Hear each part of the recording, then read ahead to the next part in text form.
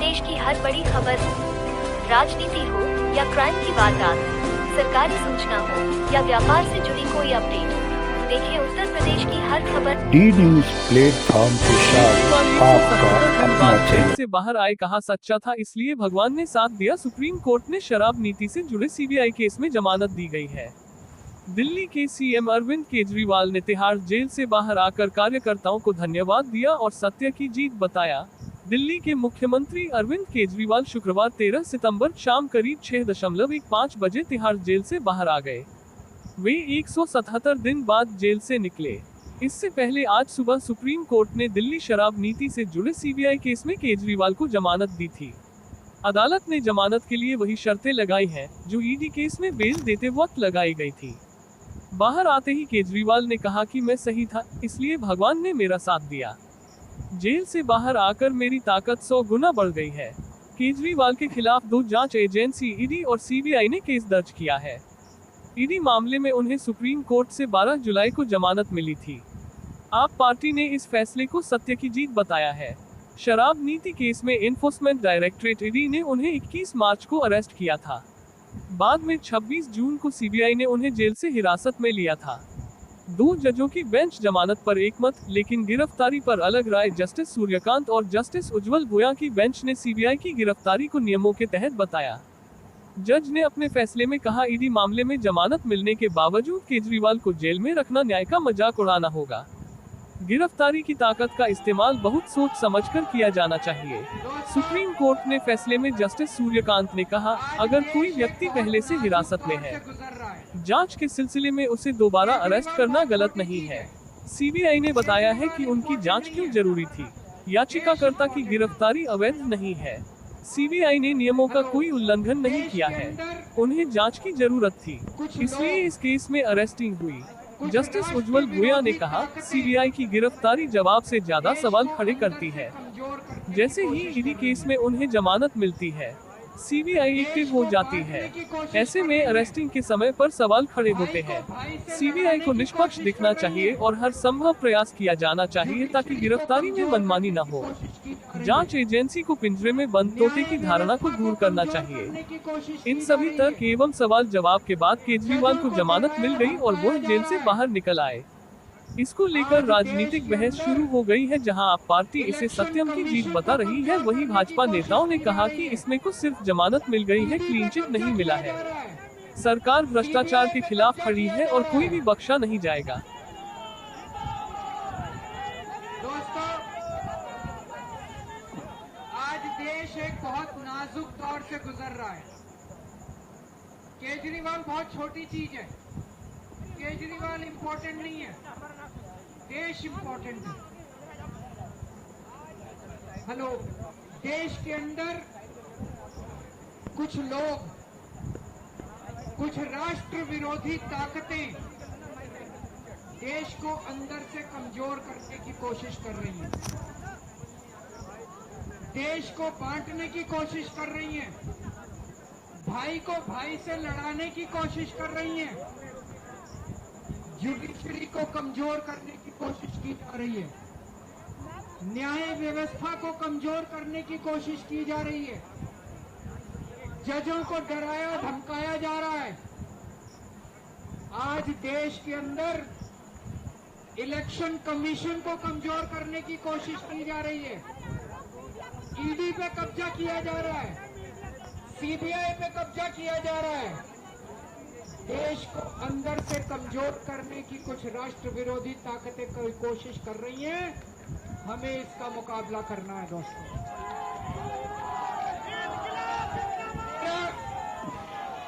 मेरा कसूर ये नहीं है कि मैंने कोई भ्रष्टाचार किया था। मेरा कसूर ये है कि मैंने उन राष्ट्र विरोधी ताकतों के खिलाफ आवाज बुलंद की। इसलिए, लेकिन मैं हमेशा इन ताकतों के खिलाफ लड़ा हूं और आगे भी इन ताकतों के खिलाफ लड़ता रहूंगा। केजरीवाल को जेल में डाल दो, केजरीवाल डर जाएगा, केजरीवाल के हौसले टूट जाएंगे, केजरीवाल का साहस टूट जाएगा। दोस्तों, जेल की दीवारों ने मेरे साहस को 100 गुना ज्यादा बढ़ा दिया है। इनकी जेल की दीवारें, इनकी जेल की सलाखें केजरीवाल के हौसले को कम नहीं कर सकती, कमजोर नहीं कर सकती। मेरी बाकी की जिंदगी देश को समर्पित है।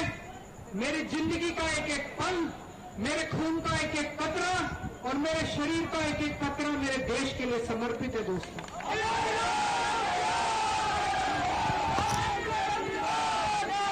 मेरे को हमेशा ऊपर वाले ने मेरा साथ दिया। मैं बहुत छोटा आदमी हूं, बहुत छोटा आदमी था, ऊपर वाले ने साथ दिया। मुझे इतना प्यार मिला लोगों का, इतना मान सम्मान मिला। क्यों साथ दिया ऊपर वाले ने? क्योंकि मैं सच्चा था, मैं सही था, मैं लोगों की सेवा करता था, मैं मुल्क के लिए लड़ता था, मैं राष्ट्र के लिए लड़ता था, इसीलिए ऊपर वाला मेरे साथ है। मैं ऊपर वाले से प्रार्थना करना चाहता हूं कि भविष्य में भी मुझे इसी तरह से रास्ता दिखाता रहे और मैं अपने देश के लिए, अपने लोगों के लिए आने वाले समय में भी लड़ूंगा। आप शुक्रिया, मैं आज यहाँ पे आया हूँ।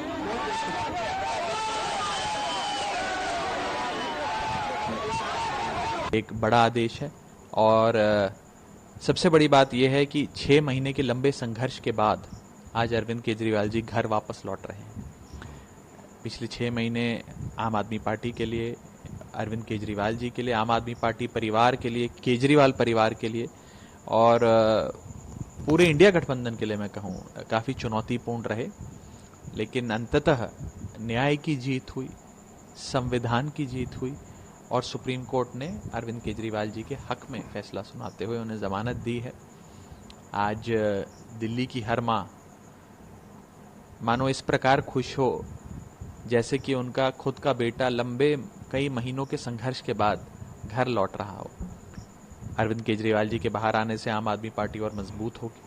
आने वाले चुनावों की कमान वे खुद संभालेंगे। खासतौर के हरियाणा चुनाव अभी हमारे सामने है, जहां आम आदमी पार्टी ने चुनाव लड़ने का फैसला लिया है। उस पूरे कैंपेन की कमान वे संभालेंगे और मुझे लगता है कि उनके बाहर आने से आम आदमी पार्टी बहुत ज्यादा मजबूत होगी, एकजुट होगी। एक आरोपी बेल पर बाहर आ रहा है, वो दिल्ली का दोषी है, दिल्ली का अपराधी है, क्योंकि उनका अपराध दिल्ली के साथ हुआ है और वो दिल्ली के मुख्यमंत्री हैं।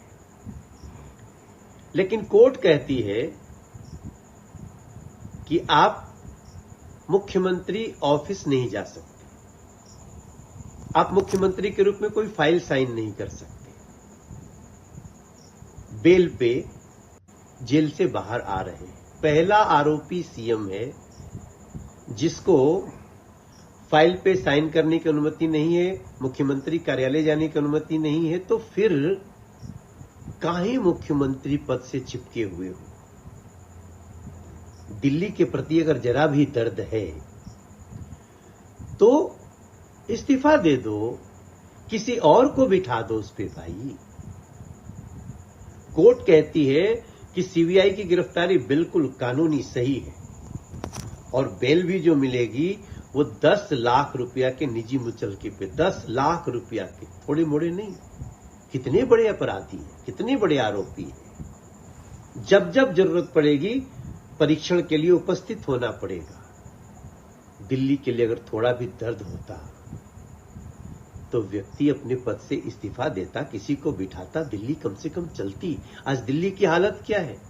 सड़कें टूटी हैं, पानी गंदा है, टैंकर माफिया फल फूल रहे हैं, बिजली पानी के बड़े बड़े बिल आ रहे हैं, सब परेशान हैं। अरविंद केजरीवाल जी, अगर नैतिकता है तो अपने पद से इस्तीफा दो, अपने ये राजमहल का मोह त्यागो। कुर्सी से चिपके रहकर आप जब काम ही नहीं कर सकते, साइन ही नहीं कर सकते, तो क्यों हो पद पे? ये दिल्ली की जनता जानना चाहती है कि आखिर दिल्ली को और कितने दर्द दोगे।